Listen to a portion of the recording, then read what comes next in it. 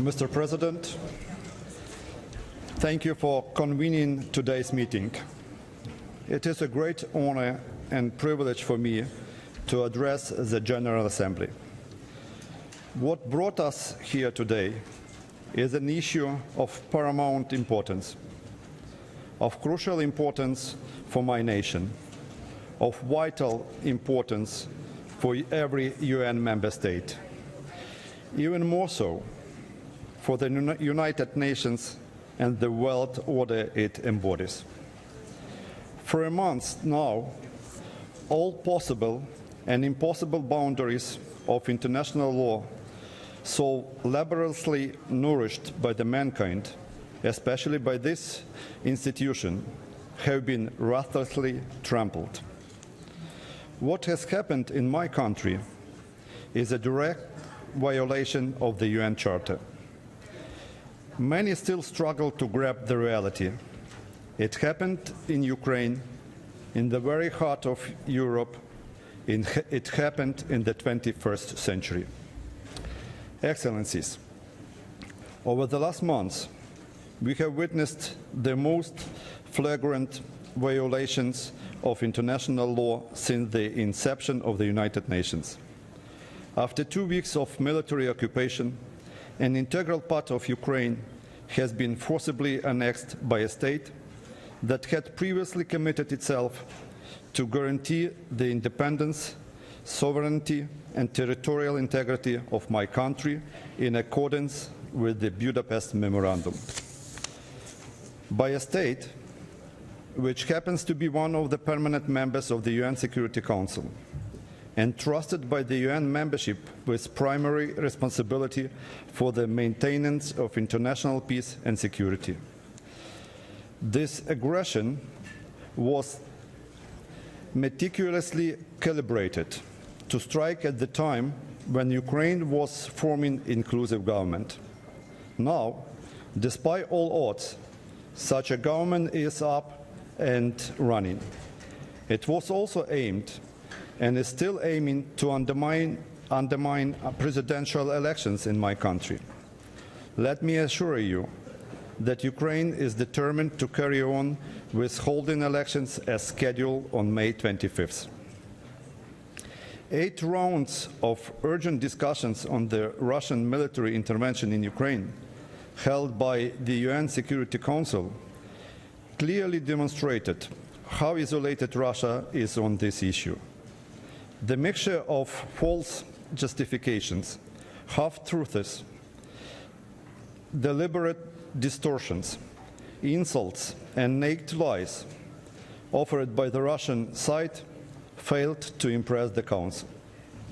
Mr. President, just a few days ago, at the opening session of the 3rd Nuclear Security Summit, UN Secretary-General Ban Ki-moon stressed the need to build a culture of nuclear security. He rightly emphasized that the time has come to strengthen the rule of law in both disarmament and non-proliferation. Speaking about the UN's efforts to achieve a world free of nuclear weapons, the Secretary-General pointed out that the assurances provided to non-nuclear weapon states by nuclear weapon states must be honored.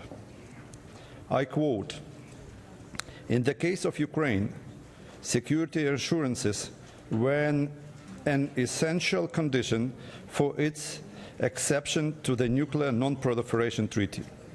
However, the credibility of the assurances given to Ukraine in the Budapest Memorandum of 1994 has been seriously undermined by recent events. The implications are profound, both the regional security and the integrity of the nuclear non-proliferation regime. We cannot agree more. 2 years ago, when we proposed to the Russian side to sign a bilateral agreement on security and confidence-building measures, it refused, saying that the idea of an attack on Ukraine was absurd. 6 months ago, we were preparing to have a trilateral meeting in The Hague between the leaders of Ukraine, United States, and Russia to celebrate the 20th anniversary of Ukraine's nuclear-free success story. Yet, this plan has been crushed almost overnight by the Russian aggression against Ukraine and its annexation of Crimea.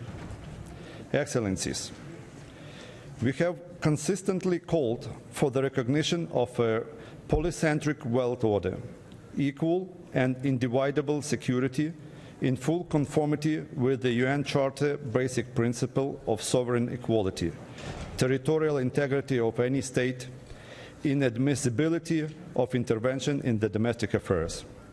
A just and democratic world order cannot be achieved without a strict observance of the principles of the supremacy of international law, mainly of the UN Charter.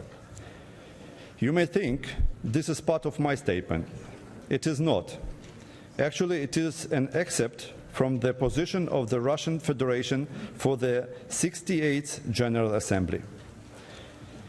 It has become a popular idea of late that the threat of power or its use, which are directly forbidden by the UN Charter, are almost the most effective method to solve international problems, including settlement of internal conflicts in countries. And this, despite the fact that the experience of forceful intervention demonstrated its ineffectiveness, senselessness, and harmfulness.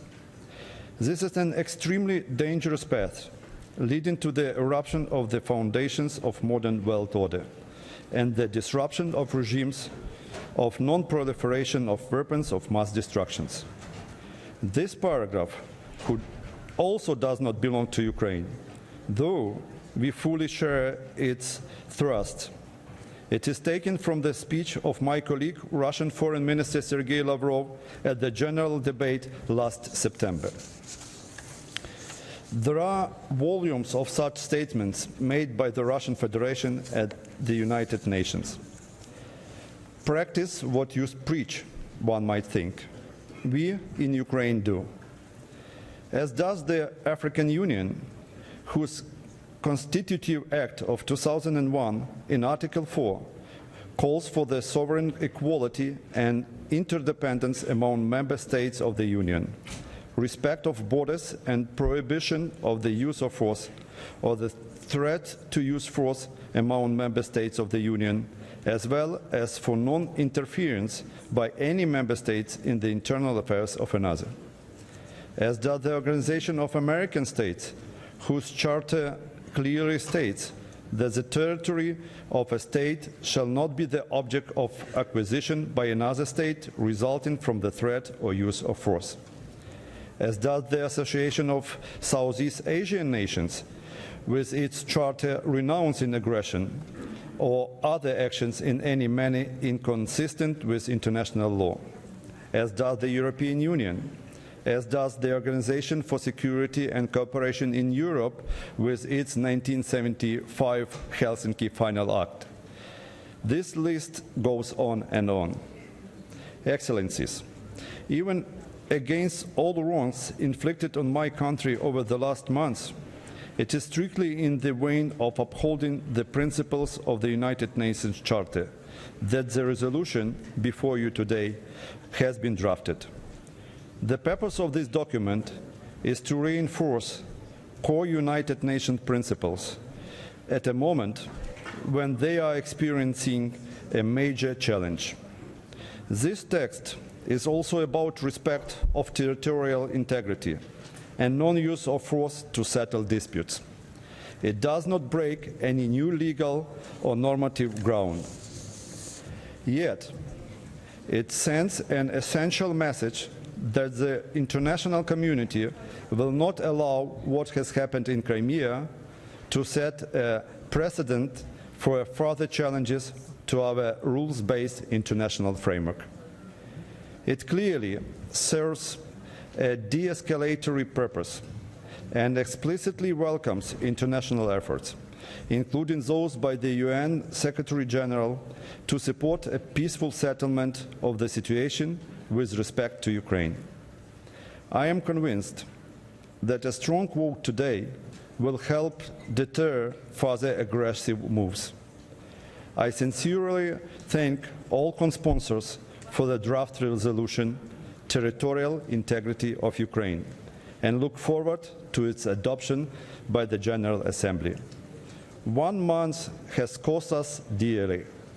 More inaction may cost us this organization. By voting in favor of this resolution, you vote in favor of the UN Charter, while voting against or abstaining equals undermining it. I thank you.